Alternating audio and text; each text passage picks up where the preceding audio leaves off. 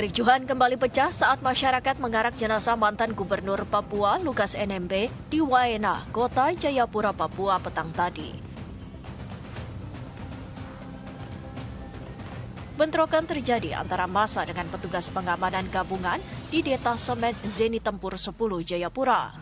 Ketika iring-iringan berada di depan markas TNI, massa bersih tegang dengan aparat. Suara tembakan terdengar beberapa kali.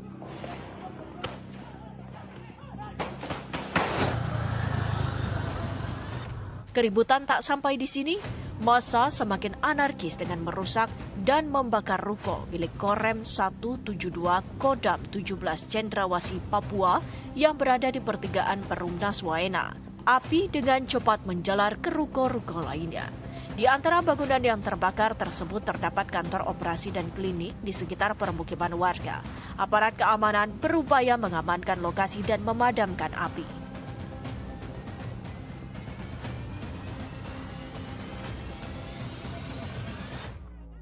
Sebelumnya, kericuhan terjadi pada Kamis siang ketika rombongan mobil yang membawa peti jenazah Lukas NMB tidak dapat melintas karena jalan dipenuhi ribuan orang.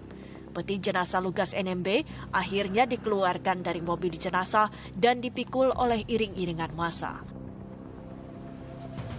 Mereka membawa peti jenazah berwarna putih itu dengan berjalan kaki dari Bandara Sentani sampai ke Kompleks Sekolah Teologi Atas Injil atau Stakin Sentani. Pihak keluarga Lukas NMB tidak merencanakan adanya arak-arakan jenazah, namun massa tidak bisa dihalau.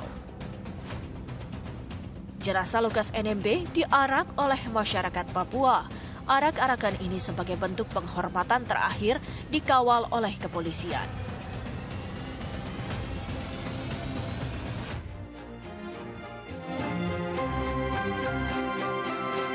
Assalamualaikum, selamat pagi pemirsa. Bagaimana kabar Anda hari ini? Ayo, yang masih ngantuk cuci muka dulu karena kita telah menyiapkan sejumlah informasi menarik agar pagi Anda menjadi lebih bersih. Bersama saya Phil Bosionaso, inilah Cakrawala di akhir tahun 2023 selengkapnya.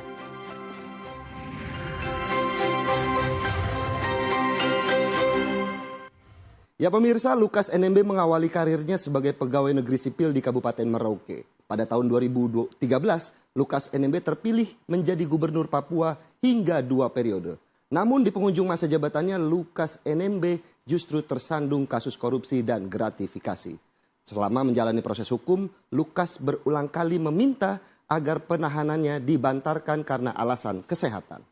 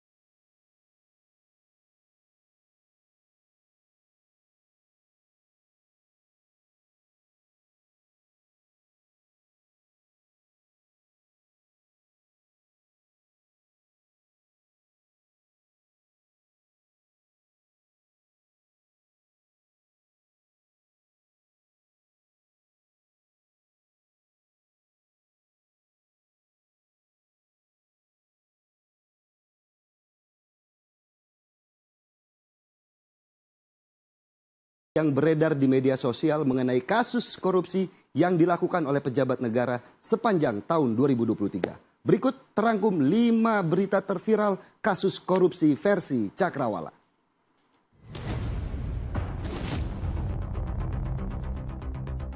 Di posisi kelima ada kasus korupsi mantan wali kota Bandung Yana Mulyana.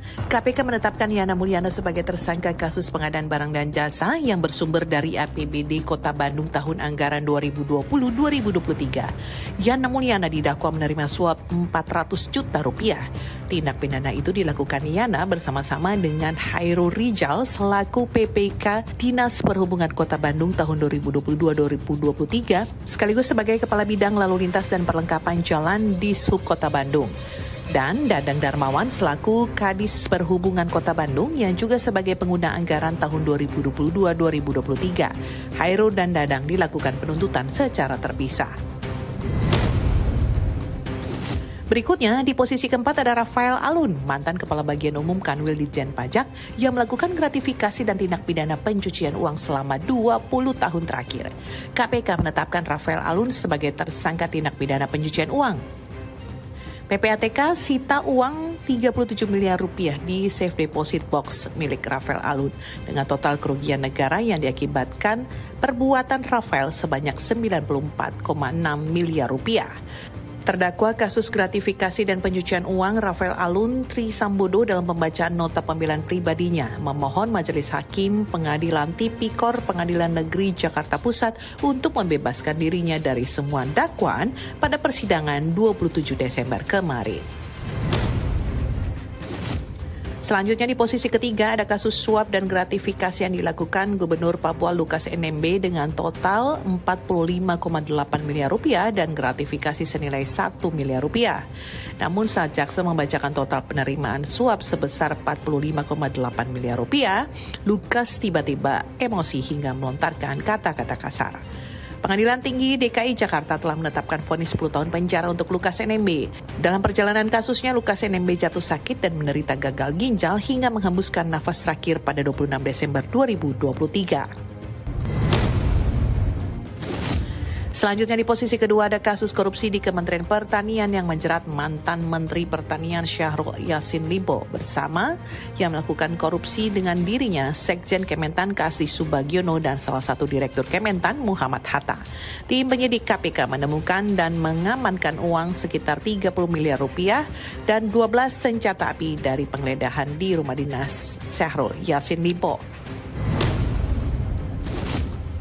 Kasus terviral versi Cakrawala di posisi pertama ada kasus korupsi yang dilakukan Ketua KPK nonaktif Firly Bahuri. Firly Bahuri ditetapkan sebagai tersangka tindak pidana korupsi berupa pemerasan mantan Menteri Pertanian Syahrul Yassin Limpo dan penerimaan gratifikasi. Saat ini Firly telah 3 kali diperiksa sebagai tersangka oleh Bareskrim Polri. Polisi menyita catatan lengkap harta Firly sejak 2019 dan salinan falas 7,4 miliar rupiah milik Firly. Namun polisi belum menahan Firly Bahuri sejak menetapkannya sebagai tersangka pada 22 November 2023. Kasus Firly masih dalam pengembangan untuk dituntaskan. Ya, itu tadi 5 kasus korupsi terviral di sepanjang tahun 2023. Sekarang kita ke berita selanjutnya. Polda Metro Jaya menetapkan 11 pemeran video porno Jakarta Selatan sebagai tersangka dugaan kasus pornografi dan keasusilaan. Nama Siskae dan Meli 3GP termasuk di antaranya.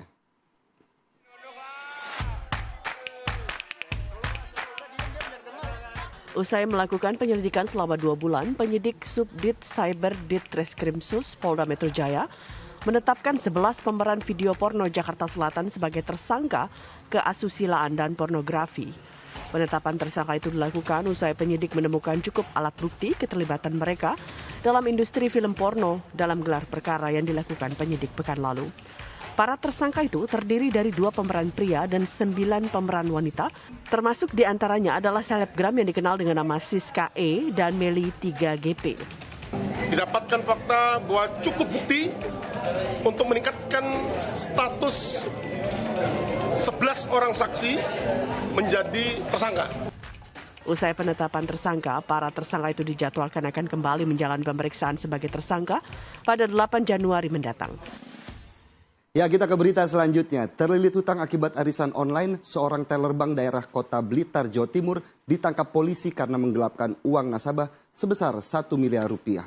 Pelaku melarikan diri keluar kota dan sempat buron selama 3 tahun. Inilah teller bank perkreditan rakyat Arta Praja milik pemerintah Kota Blitar yang ditangkap unit pidana korupsi Satreskrim Polres Blitar Kota, Jawa Timur. Adalah pelaku penggelapan uang nasabah sebesar 1 miliar rupiah. Sebelum tertangkap polisi, pelaku sempat melarikan diri keluar kota dan buron selama 3 tahun. Di hadapan petugas, pelaku mengaku nekat mengambil dan menggelapkan uang milik nasabah di tempatnya bekerja untuk menutupi hutang yang diakibatkan tertipu arisan online. Sejak kapan juga? Untuk apa? Ya untuk apa uangnya? Uangnya untuk apa, Mbak? Ikut arisan tertipu sehingga untuk nomor itu timbul niat untuk membobol itu ya. Terus kok lari-lari kenapa? Sejak kapan itu? Karena jaminannya saya buat ganti belum cukup. Dengan cara membobol sistem otorasi dan memegang password satu akun, pelaku menguras uang milik 14 orang nasabah.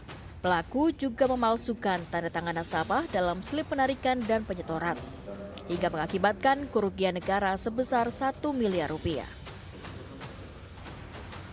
Akibat perbuatannya, pelaku dijerat dengan pasal 3 subsidiar pasal 8 lebih subsidiar pasal 9 Undang-Undang Nomor 20 Tahun 2001 tentang perubahan atas Undang-Undang Nomor 31 Tahun 1999 tentang tindak pidana korupsi dengan ancaman hukuman 15 tahun penjara. Sekarang kita masuk ke segmen pemilu. Pemirsa, gelar kampanye di Kabupaten Banyuwangi, Jawa Timur, pasangan Amin disambut antusias para petani hingga emak-emak. Saking antusiasnya, Capres Anies Baswedan menjadi korban dari kegemasan para emak-emak.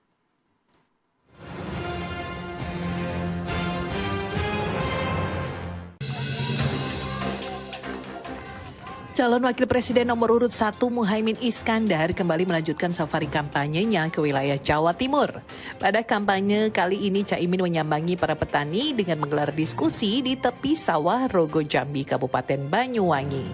Caimin menampung masukan dan keluh kesah para petani terkait sulitnya memperoleh pupuk, sarana irigasi hingga kestabilan harga. Tak hanya berdiskusi, Caimin bersama sang istri Rustini Murtado juga terjun langsung merasakan bercocok tanam di sawah bersama para petani. Hari ini kita mendengarkan fakta-fakta yang masih sama. Petani berproduksi dengan biaya yang berat, tapi dijualnya dengan harga yang murah. Sehingga tidak ada yang disebut untung di dalam bisnis pertanian mereka. Salah satu yang sudah menjadi kendala umum itu, satu pupuk, yang kedua kestabilan harga. Yang ketiga tentu saja infrastruktur kayak air, sarana untuk mengangkut hasil produksi dan seterusnya.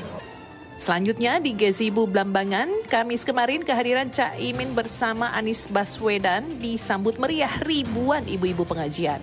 Para ibu yang tergabung dalam pengajian umum dan hadrah kolosal MPP Aksona begitu antusias dan gemas menyambut kedatangan paslon nomor urut 1 ini. Bahkan ada saja ibu-ibu atau emak-emak yang sempat menepuk dada Anies Baswedan dengan cukup keras karena gemas. Sementara itu, Cawapres nomor urut 2 Gibran Rakabuming merespon santai soal yel-yel Solo bukan Gibran saat apel Satgas di Taman Sunan Jogokali, Solo beberapa waktu lalu. Gibran yakin bahwa ia akan memenangkan suara pemilih di Solo.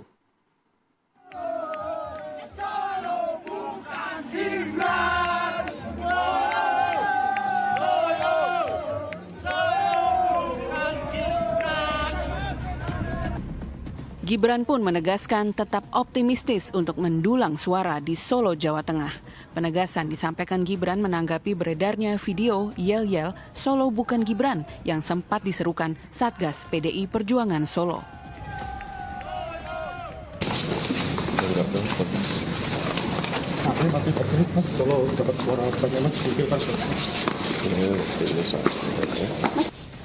Mengenai penembakan relawan pendukung Prabowo dan Gibran di Madura, Jawa Timur, Gibran mengatakan sudah ditangani pihak berwajib. Puluhan ribu surat suara pemilu 2024 telah dikirim ke Taiwan di luar dari jadwal semestinya. Sadar atas kelalaian ini, KPU telah menanggapi tidak sah surat suara yang berjumlah lebih dari 30 ribu surat ini.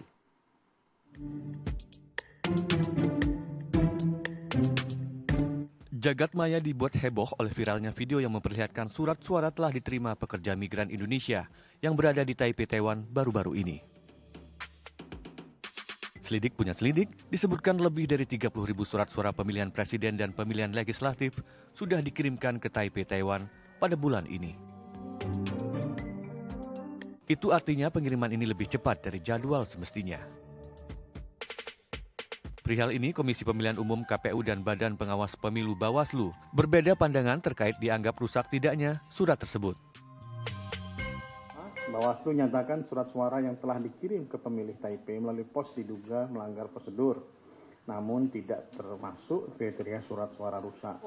Surat itu dikirim tapi digunakan sebelum tanggalnya.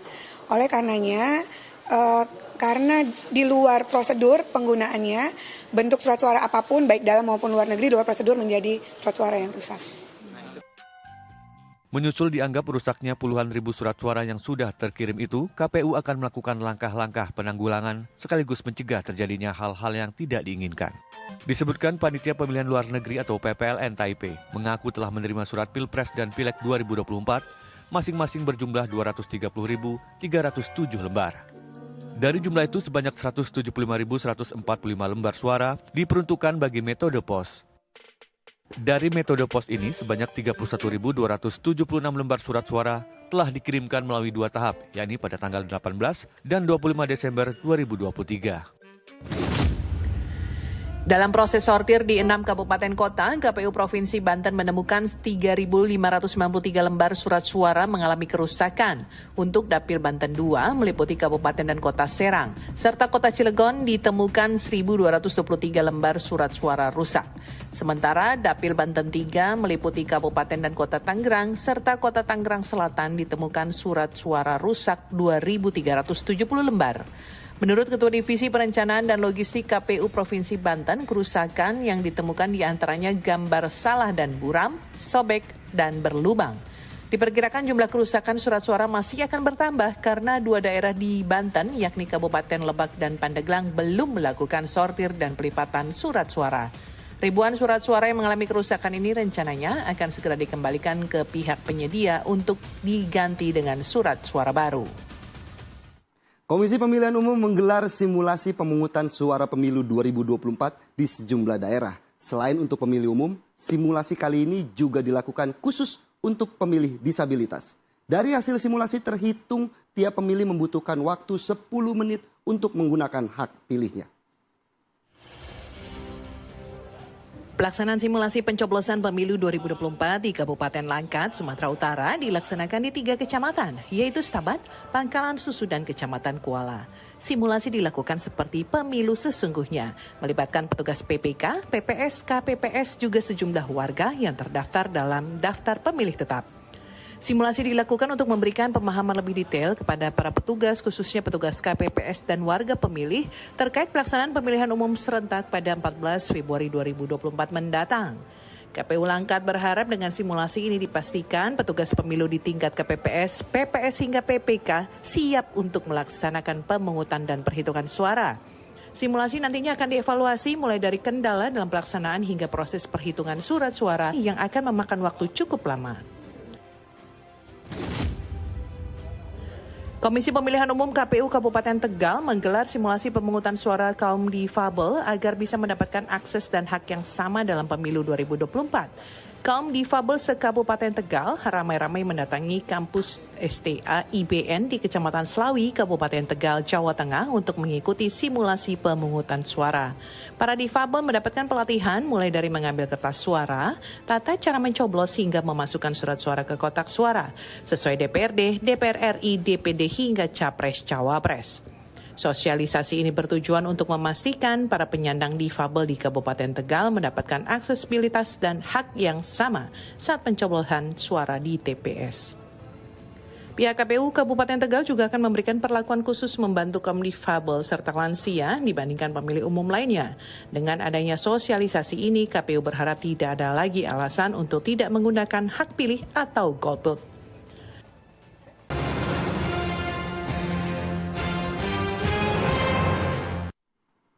Ya pemirsa, kota Bandung menjadi salah satu tujuan favorit di libur akhir tahun. Bandung tidak hanya menawarkan wisata alam, tetapi juga wisata kuliner. Salah satu jajanan populer di Bandung yang banyak diserbu oleh para wisatawan adalah cuanki. Cuanki atau cari uang jalan kaki merupakan jajanan yang banyak digandrungi dan sangat populer di Bandung. Di musim liburan ini, jajanan cuanki menjadi kuliner yang diserbu wisatawan. Sekilas, cuanki mirip dengan bakso atau bakwan Malang. Cuanki disajikan dengan kuah kaldu yang berisi bakso, somai kukus, somai goreng, dan tahu, serta dilengkapi dengan taburan bawang goreng dan seledri. Sehingga cuanki sangat cocok dimakan saat musim hujan ini. Biasanya cuanki dijajakan oleh pedagang dengan jalan kaki dan berkeliling. Namun di Cuanki Station mengusung konsep kekinian dengan menggunakan lapak pinggir jalan tapi seperti restoran. Semuanya pas tuh, di bumbunya pas. Kalau sambal tadi nggak terlalu banyak, cuman kurang pedas kalau dari sambelnya. Cocok banget itu, dilihat di lidah itu cocok banget, pas banget. Saya sengaja dari Palembang 2 jam ke sini nih bermacet-macetan ria cuma mau makan ke sini. Kota Bandung menjadi salah satu tujuan liburan akhir tahun. Bandung tidak hanya menawarkan wisata alam, tetapi juga wisata kulinernya. Libur akhir tahun sejumlah lokasi wisata pantai padat wisatawan. Cakrawala segera kembali, tetaplah bersama kami. Terima kasih Anda masih menyaksikan Cakrawala. Pemirsa, musim penghujan tak bisa membendung hausnya warga menghabiskan liburan akhir tahun bersama orang terdekat. Wisata di pantai ternyata masih menjadi pilihan favorit destinasi liburan. Berikut wisata pantai yang bisa menjadi referensi libur akhir tahun Anda. Dan kabar tadi akan sekaligus mengakhiri jumpa kita di tahun 2023. Akhir kata saya Filipus Yonaso pamit. Selamat pagi dan wassalamualaikum. Pantai Parangtritis